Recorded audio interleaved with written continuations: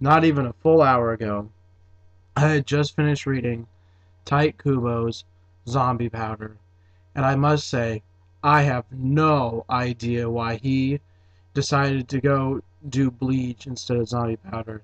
Granted, my opinions about Bleach have changed since I did that review a couple months back. I do like it more now as I've gotten a little more mature, but it's kind of iffy. But Zombie Powder, that was like it was slow like most of Tite Kubo's work, but like it started picking up real quick, and it's only 4 volumes long, and like I did not like the way that fourth volume ended because it was such a big cliffhanger. They had set up so many new ideas and new things in that last chapter. You know, the psychics and a scientist, all these new things being put into play, and then like like a Saturday morning cartoon, it's over, no more. That was just it. It just ended, and I have to say something. I had no idea that Tite Kubo was so creative before I read this. Like I knew he was really. I mean, I knew he was creative because he wrote Bleach, but I mean, I wasn't quite sure because one thing, this Zombie Powder is a story that's like kind of like the stories I really like, which I'll get on to why I like it later on. But I mean, he even decided to include the other pitches he made, the one about cyborgs, the one about a zombie, a demon slayer, and the one about that what do you call him? Mercenary. There we go, mercenary. The one about that mercenary, and they're all completely different and all very original. Um, I I don't know what to say. It was probably one of the best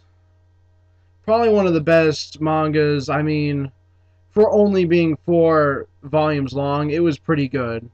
Even though, yes, it is kind of a collectum, kind of like Dragon Ball, you want to collect so many of these things. It was still very good because it had all of these concepts and characters and emotion. And I mean, I I still don't understand why he quit this for Bleach. I mean, obviously he wasn't canceled, or else he wouldn't have managed to get 4 volumes. And he even states in the beginning of the fourth volume that he's gonna get back on Zombie Powder after he's finished with Bleach. And I mean, I didn't realize it till after reading this, but there's a lot of things that Bleach has that are kind of like Zombie Powder and all the other stories that he's made. Like Bleach has a lot of those elements in it that unless you've read those stories, you wouldn't pick them up. And it's kind of heightened my liking of Bleach just because I read Zombie Powder. Um, I borrowed them from a friend of mine. I don't actually own them, just so you guys know. They're really hard to get now. I mean, they don't even print them anymore. You have to special order these books online. I don't know why Shonen Jump decided to do that. And I know this is off topic, but they also decided to stop publishing Rurouni Kenshin. Makes me mad because I'm on the 13th volume and all they're publishing is those Viz Big editions that have 3 books in one. And I'm on a uneven number. So if I buy the next Viz Big, I'm gonna have only I'm gonna buy 3 books and only gain 2. If you guys understand what I'm saying.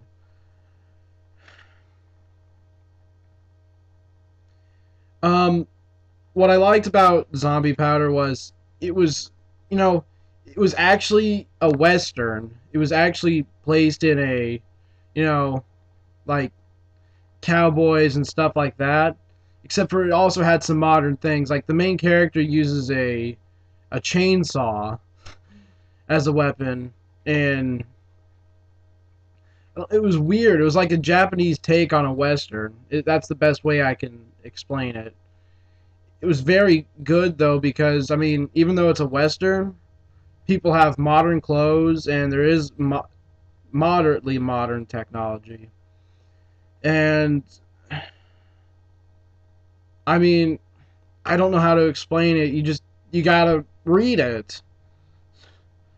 Um, Zombie Powder was a very excellent series, and um, one thing I have to say is it it's kind of like Bleach for the fact it kind of goes slow at first, and you kind of have to work your way into it.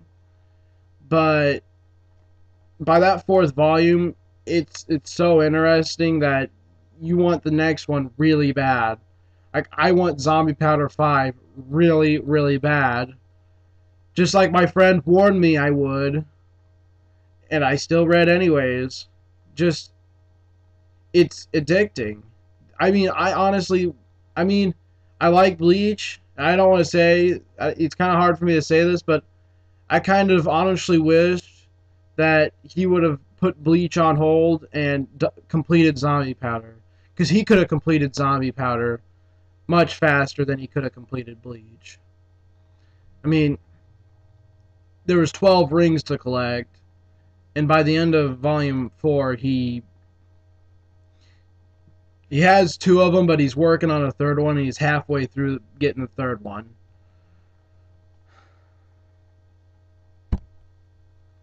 It wasn't just Zombie Powder's story itself, it was his extras that I really liked. Usually when a artist or a mangaka shows his work, it's usually like they did the same pitch over and over again.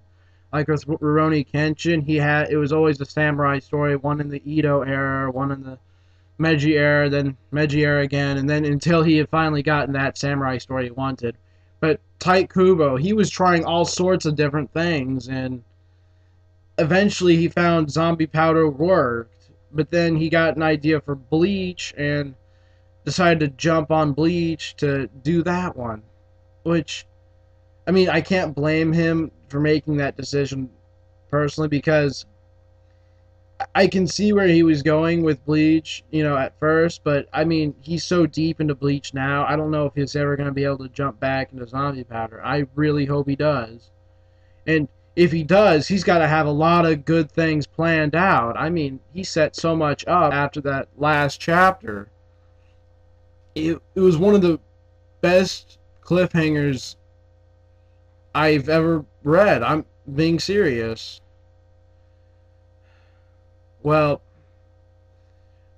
one of the things I liked was just how, you know, the four main characters were all very interesting. Gamma, who was, really awesome and had I mean, he basically had a giant chainsaw and a metal arm plated to him, and he could catch bullets in the air and, you know, smash torpedoes and all sorts of stuff. And then his partner, who was a sharpshooter named C.T. Walker, I think. No, Smith. C.T. Smith. I'm sorry. He's basically good at everything, but even though he's good at everything, unlike it's normally played off, he doesn't really gloat about it, and he's only good. It's not like he's, amazing at everything. So, and he was very enjoyable because of how much intellect Smith had. And Wolfina, basically one of Tite Kubo's trademark huge boob woman. She was very interesting. I mean, she had some development, and with the whole, lab rat thing that was just about to come out in the last chapter, I was wanting to see what kind of experiments were going to be put on her, and it ended before we could see and find out.